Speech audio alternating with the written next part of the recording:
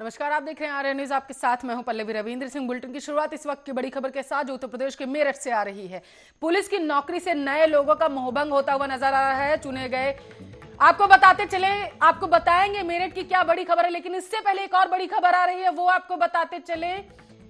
आपकी जानकारी के लिए आपको बता दें कि मेरठ से पुलिस की नौकरी से नए लोगों का मोहभंग होता हुआ नजर आ रहा है। मेरठ से इस वक्त की बड़ी खबर आप तक पहुंचा रहे। चुने गए 33 लोगों ने नौकरी से इस्तीफा दे दिया है। आपको बताते चले, ज्यादातर प्राइमरी में बने सहायक अध्यापक।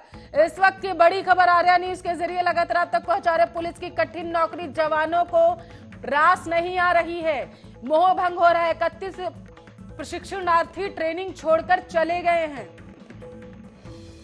उत्तर प्रदेश के मेरठ से इस वक्त की बड़ी खबर, पुलिस की नौकरी से नए लोगों का मोहभंग होता हुआ नजर आ रहा है। चुने गए 33 लोगों ने नौकरी से इस्तीफा दे दिया है। आपकी जानकारी के लिए आपको बताते चले कि ज्यादातर प्राइमरी में बने सहायक अध्यापक, यानी कि शिक्षा की ओर लोगों का रुझान यहां पर होता हुआ नजर आ रहा है। एक बार फिर से पुलिस की नौकरी से मोहभंग हो रहा है।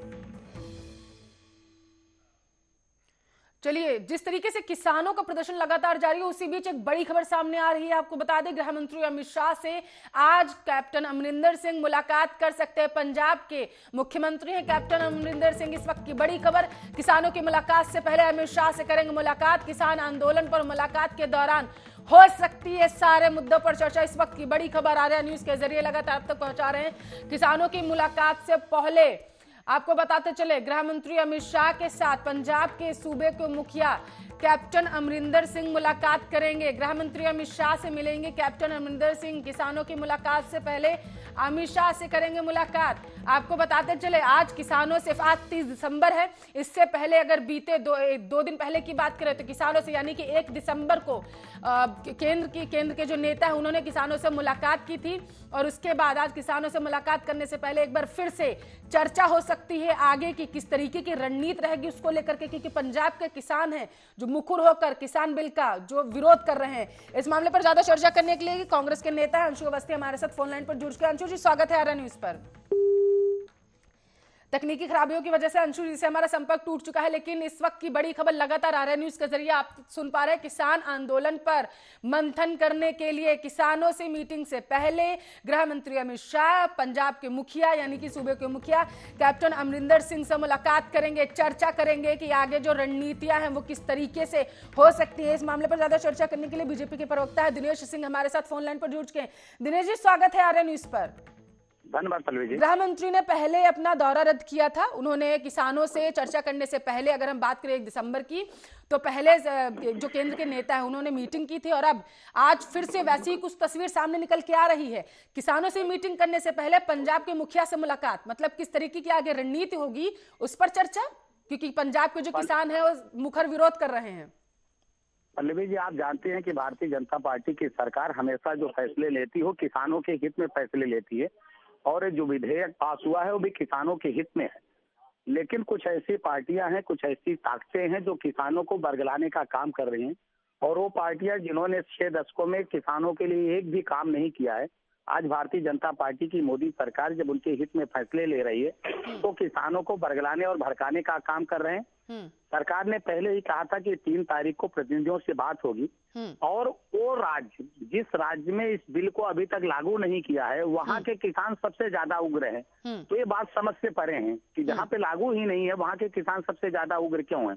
तो आज निश्चित तौर पर वहाँ के मुख्यमंत्री से और माननीय गृह मंत्री जी से चर्चा हो रही है, बैठक हो रही है। बैठक होने के बाद मुझे लगता है किसी न किसी निष्कर्ष पर जरूर निकलेंगे, और किसानों को भी धीरे धीरे बात समझ में आ रही। आप देखेंगे आज इस मुलाकात के बाद सारी चीजें स्पष्ट हो जाएंगी, दूध का दूध और पानी का पानी हो जाएगा। बिल्कुल, और शायद यही वजह है कि आज गृह मंत्री मुलाकात कर रहे हैं पंजाब के मुखिया कैप्टन अमरिंदर सिंह से। कांग्रेस के नेता अंशु अवस्थी हमारे साथ फोन लाइन पर जुड़ चुके हैं। अंशु जी, स्वागत है आर्या न्यूज पर।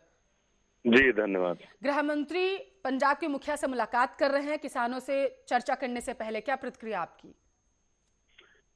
देखिए, अभी मैं बीजेपी के साथी को सुन रहा था। आपका कहना है कि पंजाब के किसान क्यों आंदोलन कर रहे हैं, हरियाणा के किसान क्यों आंदोलन कर रहे हैं। ये भूल जाते हैं कि हरियाणा में इन्हीं की सरकार में एक इनके जो समर्थित विधायक है, उसने भी आरोप लगाया है कि भारतीय जनता पार्टी किसानों के ऊपर अत्याचार कर रही है। मुझे याद आ रहा है कि आप शायद अधिवक्ता भी हैं हमारे बीजेपी के साथी। सुप्रीम कोर्ट ऑफ इंडिया के जो वकील हैं, एसोसिएशन है, उसने भी समर्थन दिया है। तो सब भ्रमित है, सबको बरगला दिया है पूरे देश को। जब नोटबंदी हुई तब भी आपने कहा कि बरगलाया जा रहा है। उसके बाद जो है, आप नौजवान जब रोजगार मांगता है तो आप कहते हैं बरगलाया जा रहा है।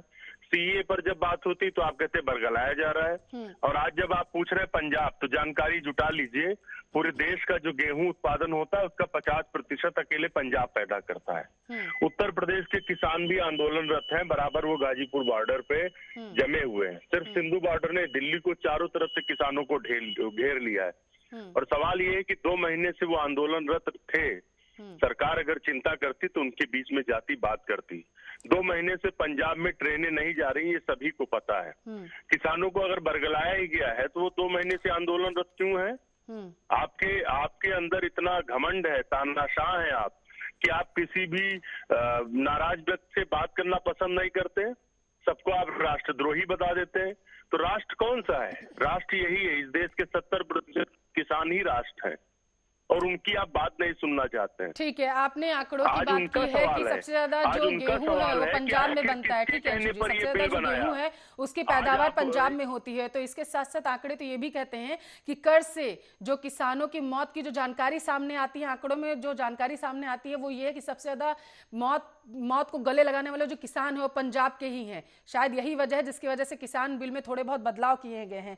खैर कोई बात नहीं है। दिनेश जी, आपसे मेरा अगला सवाल ये है, जिस तरीके से किसान बिल पर लगातार किसान विरोध कर रहे हैं, अगर बात करें हरियाणा की, आपने बात की कि वहां का, जैसा कि अंशु जी ने भी कहा कि वहां के किसान भी तो विरोध कर रहे हैं, केवल पंजाब के किसान तो विरोध कर नहीं रहे हैं। अब जेजेपी के आप तो गठबंधन में वहां पर बैठे हुए हैं। दुष्यंत चौटाला ने भी साफ साफ कह दिया है कि किसानों की बात मानिए वरना आगे मैं देख लूंगा कि किस तरीके से क्या करना है। नहीं पल्लवी जी, मैं ये नहीं कह रहा हूँ। मैं कह रहा हूँ कि इस देश में किसानों के लिए जितना भी किया जाए वो कम है, और हमारी सरकार जो है लगातार किसानों के हित में फैसले ले रही है।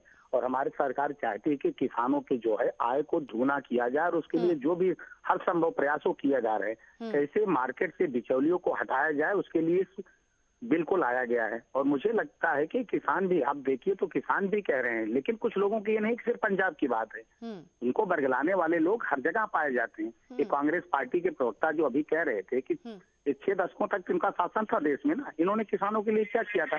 स्वामीनाथन की रिपोर्ट तक तो लागू नहीं कर पाए थे। आज किसान हितैषी बने हैं। और पंजाब में या महाराष्ट्र में किसानों की क्या हालत है? सबसे ज्यादा आपने ही कहा, मैं भी कह रहा हूँ कि सबसे ज्यादा आज भी जहाँ आत्महत्या किसान कर रहे हैं महाराष्ट्र में कर रहे हैं। और किसकी सरकार है? तो जब आपको अवसर मिला था आप कुछ नहीं कर पाए थे।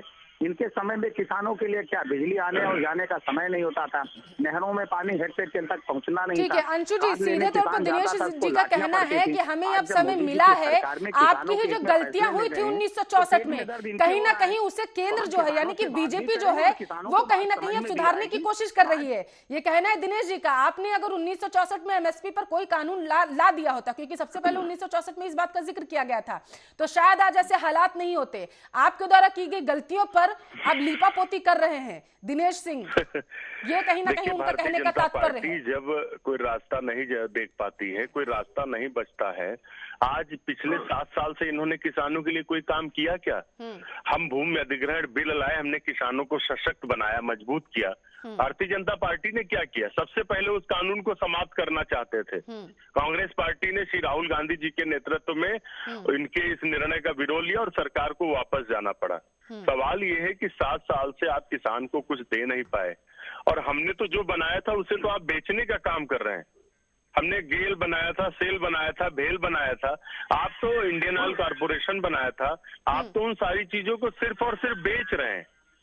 तो जो 1964 में नहीं हुआ, क्या वो अब आगे नहीं होगा? ये कोई आवश्यकता है? आप हमेशा नेहरू और कांग्रेस को दोष कब तक देंगे? क्या आपकी सरकार सिर्फ दोष देने के लिए बनी है? सवाल ये है कि एमएसपी ठीक है दिनेश जी, अंशु जी का कहीं ना कहीं कहने का तात्पर्य ये है कि चलिए ठीक है, अगर हम 1964 में वो चीजें नहीं कर पाए हैं, अब अगर आप कर रहे हैं तो उसका राग अलापने की जरूरत नहीं है। सत्ता में आप बैठे हुए हैं, कब तक नेहरू पर सारा जो दोष है वो मरते रहेंगे, ये कहीं ना कहीं कहना है अंशु जी का। हम दोष नहीं मरते हैं, लेकिन जो जिसों ने जो कृत्य किया है उसका तो वर्णन किया ही जाएगा ना।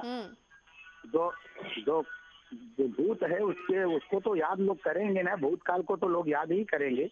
जब आप तुलना करते हैं उजाले और अंधेरे के, तो अंधेरे से बात आप करेंगे तभी तो आपको उजाले को समझ में आएगी कि उजाला क्या होता है। जब अगर आपने अंधेरा देखा ही नहीं है तो उजाले की अहमियत कैसे समझ में आएगी। तो निश्चित तौर पर जो अंधकार का युग था कांग्रेस पार्टी का, उसको तो याद दिलाना ही होगा। और सबसे बड़े किसानों के हितैषी, अभी हंसुआ अवस्थी जी कह रहे थे, किसान तो वाड्रा जी हो गए थे हरियाणा में, सारे किसानों की जमीन को एक्वायर के औने पौने दामों पर खरीद कर फिर वाड्रा जी सबसे बड़े किसान हो गए थे।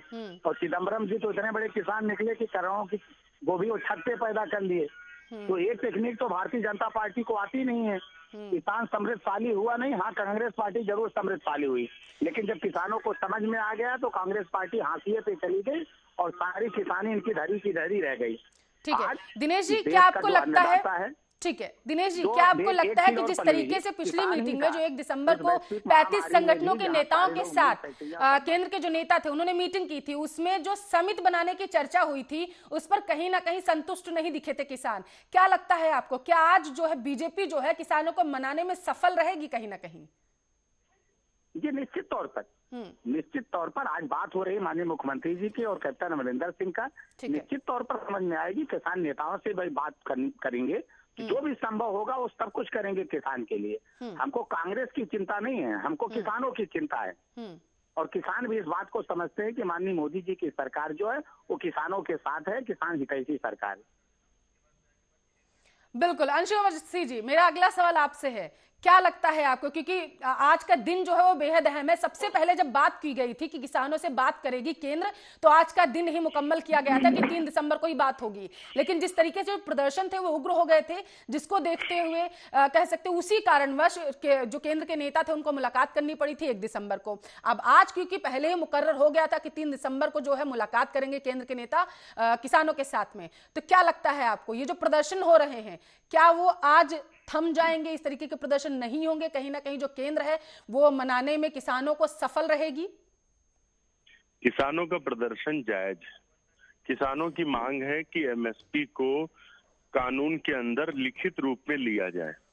सरकार लगातार किसानों की हित की अनदेखी कर रही है, सिर्फ अडानी और अंबानी के हिसाब से कृषि कानून बनाए जा रहे हैं। अगर मंडियां खत्म हो जाएंगी, प्राइवेट मंडियां शुरू हो जाएंगी तो किसान कहाँ जाएगा? कल यही अडानी और अंबानी किसान को जिंदा मारने की तैयारी कर रहे हैं और इसका जो है उसकी रूपरेखा भारतीय जनता पार्टी की सरकार बना रही। नहीं, एमएसपी को कानून के अंदर ले लिया जाए, अंशु जी, प्रदर्शन अपने आप समाप्त होगा, लेकिन आप अगर किसानों की अनदेखी और किसी मुद्दे पर दिक्कत नहीं है। जो चर्चा हुई थी उसमें यही कहा था किसानों ने कि हमें सिर्फ एमएसपी से प्रॉब्लम है और किसी जो 3 बिल आए हैं और किसी चीजों से जिसमें वो क्लॉजेस दिए गए हैं उनमें और किसी चीज से किसानों को दिक्कत नहीं है, सिर्फ एमएसपी से दिक्कत है। बिल्कुल, आप सारी चीजों को कैसे बोल सकते हैं? यही भारतीय जनता पार्टी की सरकार है जिसने वादा किया था हम किसानों की आय दुगनी करेंगे और आप तो जो न्यूनतम समर्थन मूल्य है उसको भी देने में कोताही कर रहे हैं। तो निश्चित तौर से जो न्यूनतम समर्थन मूल्य एमएसपी है उसको कानून के अंदर लिया जाए, जिससे प्रतिबद्धता हो, सरकार की जिम्मेदारी हो, गारंटी हो। हर साल एमएसपी के जो रेट्स हैं वो ऊपर नीचे होते रहते हैं, क्योंकि ये भी देखना पड़ता है कि अंतर्राष्ट्रीय बाजार में उस अनाज की, चाहे गेहूं की बात करें या चावल की बात करें, उसकी मांग कितनी है, उसी के लिहाज से सरकार चीजों को किसानों से खरीदती है और उसी के लिहाज से एमएसपी जो है बदलता भी रहता है। अगर एमएसपी पर आप किसानों को मनाने पर कायम भी हो जाते हैं कहीं ना कहीं, लेकिन उसके लिए तो एक लंबा प्रोसीजर होगा, फिर क्या करेंगे? क्योंकि विपक्ष लगातार कह रहा है कि किसानों की भी मांग है तो एमएसपी जो है क्लियर कर दीजिए, उनको लिखित में दस्तावेज दे दीजिए ना। इन्होंने एमएसपी को गारंटी में तब्दील किया था, अगर आप किए रहे हो, आज हमारी सरकार ना कही कर रही हो तो आप अंगुली उठाइए। आज जब हम ये बिल लेके आए तो उस समय कांग्रेस पार्टी ने भ्रम फैलाया कि एमएसपी को खत्म कर देंगे, मार्केट को खत्म कर देंगे। वो हमारी सरकार ने उसी दिन एमएसपी को घोषित किया। बिल को लागू करने के पहले हमने अभी धान के एमएसपी को घोषित किया। क्या हम मंडियां समाप्त कर रहे हैं? यही तो भ्रम फैला रहे हैं। कोई भी आदमी सुई पैदा करता है, अगर बनाता है तो उसको ही पता, हम अपनी सुई को किसी भी कीमत पर, कपड़े को किसी भी कीमत पर, जूते को किसी यही वजह है कि हम लगातार अपने दर्शकों को भी सही जानकारी दे रहे हैं। जिस तरीके से किसान बिल को लेकर के भी भ्रम फैलाया जा रहा है, लगातार हम अपने दर्शकों को सही जानकारी दे रहे हैं और लगातार हम ये भी बता रहे हैं कि आखिर में किसान बिल है क्या। आपने बिल्कुल सही कहा कि मंडियों को खत्म करने का जिस तरीके से भ्रम फैलाया जा रहा है, चाहे विपक्षी पार्टियां हो या फिर जितने भी ये प्रदर्शन कर रहे हो उनके बीच में जो भी मौजूद हो, जिस तरीके से भ्रम फैला रहे हैं, हम लगातार जागरूक करने की कोशिश दर्शकों को कर रहे हैं। लेकिन मेरा सवाल अभी आपसे ये था कि क्या एमएसपी पर, जिस तरीके से जो हर साल चीजें बदलती रहती हैं, एमएसपी पर क्योंकि जो किसान है वो लिखित में मांग रहे हैं, अगर वो आप कह देते हैं कि चलिए ठीक है हम लिखित में देने के लिए तैयार हैं क्योंकि आप सत्ता में बैठे हुए हैं, आपसे ही मांग कर रहे हैं, मैं बस ये समझना चाहती हूं ताकि हमारे दर्शक भी इस चीज को समझ सकें, अगर आप लोग एमएसपी पर उन्हें लिखित में देने के लिए तैयार हो जाते हैं तो किस तरीके से आगे की रणनीति रहेगी, क्योंकि वो तो हर साल बदलती रहती है। प्रियंका जी ये नहीं होता, प्रियंका जी ये है उसका कारण बोलोगा। आप देखिए जैसे कोई भी उत्पाद, कोई भी चीज है, आप मान लीजिए आप एक मोबाइल भी खरीदते हैं तो मान मोबाइल की फिक्स कीमत है कि इसकी कीमत 10,000 है, लेकिन कोई आपसे हो सकता है 9,000 में भी मांगे तो आप मत दीजिए। तो वही किसानों के साथ है कि किसानों ने एक मिनिमम सपोर्ट प्राइस घोषित किया है, अगर वहां पर किसान अपना क्रय केंद्र पर ले जा रहा है तो सरकार उस रेट में खरीदेगी। लेकिन घर पे जब कोई खरीदने के लिए आता है तो हो सकता है आपसे आग्रह करे कितने पे आप दीजिए, तो किसान उसके लिए बाध्य नहीं है कि दूसरे जो बायर आपके पास आ रहे हैं वो बाध्य नहीं है। जो बिचौलियों होते थे मार्केट में, इस बिल की वजह से आज उन बिचौलियों की दुकानें बंद हो रही हैं। बिल्कुल, कहीं ना कहीं वो चीजें खत्म हो जाएंगी। अब जो किसान है वो डायरेक्ट आयात निर्यात कर सकता है अनाजों का। मेरा अगला सवाल अंशु जी से। अंशु जी, किसान बिल आ जाने से जिस तरीके से प्रदर्शन हो रहा है, आप भी बार बार कह रहे हैं कि मंडियां खत्म हो जाएंगी, जरा दर्शकों को विस्तार से समझाइए किस तरीके से खत्म हो जाएंगी। मैं विस्तार से समझा देता हूँ जी। सरकार ने प्राइवेट मंडियों को निशुल्क कर दिया है, ठीक है।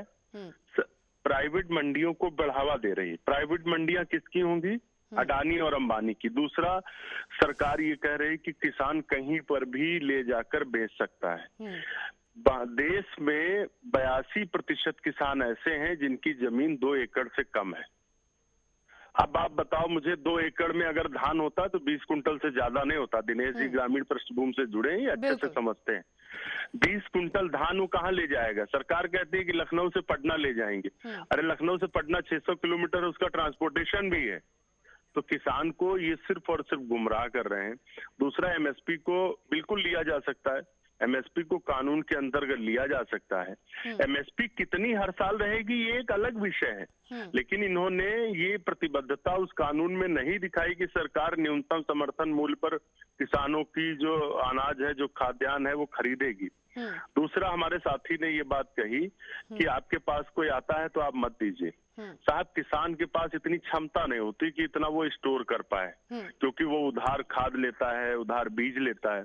जैसे ही उत्पादन होता है उसको तुरंत बेचना होता है। और आपके क्रय केंद्र तो चल नहीं रहे हैं। आज उत्तर प्रदेश में धान 900 से 1000 रुपए में लिया जा रहा है। पूछिए ना, सरकार को भी तो ये चीजें फिर आगे देखनी पड़ेंगी ना कि कितना उनके पास स्टोरेज है चीजों को एकत्रित करने का, और अंतर्राष्ट्रीय बाजार में किस फसल की कितनी मांग है, गेहूं की मांग कितनी है, चावल की मांग कितनी है, वो सरकार को भी तो देखना पड़ेगा ना। तो ऐसे कैसे? चलिए दिनेश जी से इसका सवाल ले लेते हैं, शायद वो बेहतर तरीके से दे पाए। दिनेश जी, किस तरीके से समझाएंगे आखिर किसानों को? दिनेश जी, आवाज पहुंच रही है आप तक? चलिए ठीक है, दिनेश जी से हमारा संपर्क टूट चुका है, लेकिन अंशु जी हमारे साथ लगातार जुड़े हुए हैं। अंशु जी, केंद्र को भी ये देखना पड़ता है कहीं ना कहीं, क्योंकि हम लगातार विशेषज्ञों से भी बात कर रहे हैं इस पूरे मामले को लेकर के, तो उनकी तरफ से ये जानकारी दी गई थी कि केंद्र को भी देखना पड़ता है, सत्ता में बैठे जो उनको देखना पड़ता है कि हमारे पास संचय करने का, जो रखने का आखिर कितनी जगह है। अगर हम फसलों को, गेहूं की बात करें, धान की बात करें, कितना हम रख सकते हैं, कितने दिनों के लिए, क्योंकि जगह तो देखनी ही पड़ेगी, और अंतर्राष्ट्रीय बाजार में किस फसल की कितनी मांग है वो भी देखनी पड़ती है। तो उसी के लिहाज से वो किसानों से उतनी ही फसल खरीदेंगे ना। देखिए, एक चीज आप समझ लीजिए कि भारत के लोकतंत्र में जन कल्याण सर्वोपरि है। सरकारें उसका प्रबंध कैसे करेंगी, ये सरकारों की कार्यक्षमता और कार्यकुशलता पर है। ठीक है। आज भारतीय जनता पार्टी की सरकार पिछले 7 साल में केंद्र की सरकार ने उद्योगपतियों का 8.5 लाख करोड़ रुपए माफ किया, और किसानों का जब हम बात करते हैं कि 1 लाख करोड़ माफ करने की, तो दुनिया के लोग ज्ञान देने लगते हैं कि किसान कर्ज माफी कोई विकल्प नहीं है। अरे विकल्प तो उद्योगपतियों का भी नहीं है कर्ज माफी, लेकिन आपने किया ना उनका 8.5 लाख करोड़ वेवाफ किया, तो किसानों का क्यों माफ नहीं हो सकता? सवाल ये है, स्टोरेज कैसे होगा, अंतरराष्ट्रीय प्रबंधन क्या है, इन सब में सरकार किसान हित देखेगी या उद्योगपतियों का हित देखेगी? भाजपा सिर्फ और सिर्फ उद्योगपतियों का हित देख रही है, इसलिए नहीं हो रहा। इससे पहले नहीं होता था क्या? आज उत्तर प्रदेश में जो धान है, यही जो बात कर रहे हैं ना, प्राइवेट मंडियां बढ़ावा देने की, प्राइवेट मंडियों में 900 से 1000 रुपए में बिक रहा है, और जो सरकारी क्रय केंद्र हैं उन पर 1865 में है। आप बताइए इतना बड़ा अंतर क्यों? अगर सरकारी क्रय केंद्र पे लिया जाता तो निश्चित तौर से प्राइवेट मंडियों पर भी होता, महंगा होता। लेकिन सरकार इसीलिए एमएसपी को खत्म कर रही है, इसीलिए कि धीरे धीरे ये क्रय केंद्रों को बंद कर देंगे और फिर प्राइवेट मंडियां अपने हिसाब से किसान का धान लेंगी, क्योंकि किसान की क्षमता नहीं होती रोक पाने की फसल को, उसको तुरंत बेचना होता, बेच के जो उसका कर्ज होता है वो चुकाना होता है। ठीक है, बहुत बहुत शुक्रिया आपका। कांग्रेस के नेता अंशु अवस्थी जी हमारे साथ फोन लाइन पर जुड़े हुए थे। तो इस वक्त की बड़ी खबर लगातार अब तक पहुंचा रहे थे, गृह मंत्री अमित शाह की आज मुलाकात है कैप्टन अमरिंदर सिंह से, वो मुलाकात चल रही है। इसके बाद किसानों के साथ वो मुलाकात करेंगे। 35 संगठन के नेता हैं किसान संगठन के, जो गृह मंत्री के साथ बैठेंगे। रक्षा मंत्री भी साथ में मौजूद होंगे। चर्चा होगी कि किस तरीके से अब किसान को मनाया जा सकता है, क्योंकि समिट बनाने की बात लास्ट मीटिंग में की गई थी। किसानों की तरफ से समिट का हिस्सा होने पर साफ तौर से इनकार कर दिया गया था। इस मामले पर ज्यादा चर्चा करने के लिए, ज्यादा जानकारी के लिए हमारे साथ राजनीतिक विश्लेषक है संदीप चौधरी फोन लाइन पर जुड़ गए। संदीप जी, स्वागत है आर्या न्यूज पर। धन्यवाद मैडम। गृह मंत्री अमित शाह ने सबसे पहले अपना दौरा रद्द किया था जब 1 दिसंबर को उनको किसानों के साथ मीटिंग करनी थी, लेकिन उससे पहले अहम मीटिंग उन्होंने अपने नेताओं के साथ की और जिस तरीके से आगे की रणनीति हो सकती है उस पर चर्चा की थी। इसके बाद उन्होंने किसानों के साथ मीटिंग की थी। आज का दिन बेहद अहम है, क्योंकि आज किसानों से मीटिंग करने से पहले उन्हें पंजाब के मुखिया से मुलाकात करना लाजमी समझा है। आप किस तरीके से देख रहे हैं, कहीं ना कहीं आगे की रणनीति किस तरीके से होगी, किसानों की किस तरीके से मनाया जाएगा, आपको क्या लगता है? इस पर चर्चा हो सकती है, क्योंकि देखा जाए तो पंजाब के जो किसान है सबसे ज्यादा विरोध कर रहे हैं। पंजाब के मुख्यमंत्री कैप्टन अमरिंदर सिंह ने देश के गृह मंत्री अमित शाह जी से मिलने का समय लिया है और उन्होंने उनको मीटिंग के लिए समय दिया है। तो ये एक प्रोसेस है जब भी कोई मुख्यमंत्री मिलना चाहता है, लेकिन ये इसलिए ज्यादा महत्वपूर्ण हो जाता है कि किसानों का बड़ा आंदोलन चल रहा है और किसानों का आंदोलन जो कि पंजाब से शुरू हुआ है। पंजाब के किसान दिल्ली में डेरा डाले हुए हैं और अपनी मांगों पर अड़े हुए हैं। जिस तरीके से 3 कृषि बिल केंद्र सरकार ने पेश किए थे, या तो उनको वापस लिया जाए या फिर किसानों को ये श्योरिटी दी जाए कि उनका एमएसपी वाला जो ऑप्शन है वो कभी खत्म नहीं होगा, उनकी फसल कम से कम एमएसपी पर तो जाएगी ही जाएगी मार्केट में। और भी उनकी कुछ ऐसी संभावनाएं हैं जिनसे वो घबराए हुए हैं किसान। तो जाहिर है कि कैप्टन अमरिंदर सिंह देश के गृह मंत्री के सामने वो चीजें भी रखेंगे। और इसके साथ साथ एक चीज थी जो केंद्र सरकार ने कुछ पहले बंद कर दिया था, वो था रूरल डेवलपमेंट के लिए जो फंड केंद्र सरकार इशू करती थी। उस फंड को लेकर भी पंजाब के मुख्यमंत्री केंद्र सरकार से, देश के गृह मंत्री से बात करने वाले हैं। तो ये कई चीजें हैं। संदीप जी, समय की कमी है, लेकिन ये सवाल बेहद जरूरी है, इसलिए मैं चाहती हूं आपसे इसकी जानकारी लेना चाहती हूं कि ताकि दर्शक भी इसे बहुत अच्छी तरीके से समझ सकें। एमएसपी पर ये सारा जो आंदोलन है वो टिका हुआ है। किसानों की तरफ से कहा जा रहा है कि आप हमें एमएसपी पर लिखित में दस्तावेज दे दीजिए ताकि हमें क्लियर हो जाए कि ये हमें मिलेगा ही मिलेगा। लेकिन अब यहाँ पर बड़ा सवाल ये हो जाए, क्योंकि मैं लगातार कांग्रेस और बीजेपी से दोनों से सवाल कर रही हूँ कि एमएसपी पर आखिर किस तरीके से किसानों को मनाएंगे, क्योंकि अगर अंतरराष्ट्रीय बाजार की बात करें संदीप जी, तो वहां पर कितनी मांग होगी उसको देखते हुए, और इसके साथ साथ सरकार के पास फसल संचय करने की यानी एकत्रित करने की कितनी जगह है वो देखते हुए ही वो किसानों से फसल जो है वो खरीदेगी, चाहे धान की बात करें, गेहूं की बात करें। ऐसे में एमएसपी पर आखिर किस तरीके की आगे रणनीति हो सकती है? बीजेपी आखिर किसानों को मनाएगी कैसे? देखिए मैडम, मैं आपको बताऊं, सबसे पहला तो काम है बीजेपी का ये, आपने वाराणसी में बोलते हुए प्रधानमंत्री को भी सुना होगा और अलग अलग बीजेपी नेताओं के भी बयान आते रहते हैं कि ये जो कृषि बिल है ये किसानों के लिए बहुत फायदे का सौदा है। आने वाले टाइम में किसान इससे मजबूत होगा, किसान खुशहाल होंगे। लेकिन कहीं ना कहीं किसान इस चीज को समझ पाने में नाकाम हुए हैं और सरकार समझा पाने में नाकाम हुई है। तो सबसे पहले तो बीजेपी के नेता इस चीज को किसानों को समझाने की कोशिश करेंगे, लेकिन अगर वो नहीं समझा पाते हैं तो आपने देखा होगा तीसरे दौर की वार्ता होने वाली है, तो ये चीजें वार्ता लगातार आगे बढ़ती जा रही है और सरकार को कोई ना कोई फैसला अब लेना पड़ेगा। इसके बाद किसान नेता कह चुके हैं कि देश भर में आंदोलन तेज हो जाएगा और तेज आंदोलन का मतलब आप जानते हैं कि जगह जगह बसें भी जलाई जा सकती हैं, आगजनी की घटनाएं भी हो सकती हैं, लोगों की जान भी जा सकती है। बहुत बहुत शुक्रिया आपका राजनीतिक विश्लेषक